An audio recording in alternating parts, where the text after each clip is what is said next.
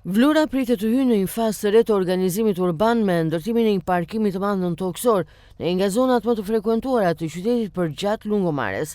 Projekti i ndërtimit godinës së parkimit nëntokësor Vlorë po zhvillohet në kuadër të ndërtimit të nyjeve multimodale të mobilitetit për rajonin 3 dhe 4 dhe financohet nga Fondi Shqiptar i Zhvillimit, institucioni që mban rolin kryesor në realizimin e këtij investimi publik. Sipas planeve teknike, struktura do të ofrojë rreth 295 vende parkimi, duke e synuar të lehtëson ndjeshëm trafikun, si dhe mungesën kronike të parkimeve në zonën e lungëmarrjes, veçanërisht gjatë sezonit turistik. Investimi ka vlerën e 595.232.698 lekëve pa TVSH, ndërsa punimet pritet të zgjasin rreth 24 muaj, duke e bërë këtë një ndër projektet më të rëndësishme infrastrukturore për qytetin.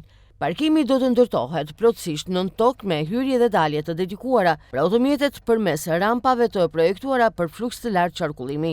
Brenda strukturës, organizimi do të realizohet sipas standardeve bashkëkohore, me korsi të qarta dhe lëvizje të kontrolluar.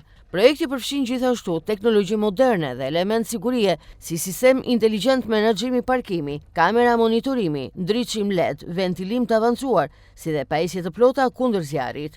Në sipërfaqe mbi strukturën nëntokësore janë planifikuar hapësira funksionale që përfshin ambiente shërbimi, tualete publike dhe zona teknike, duke kthyer këtë investim në një prej zhvillimeve multifunksionale më të rëndësishme.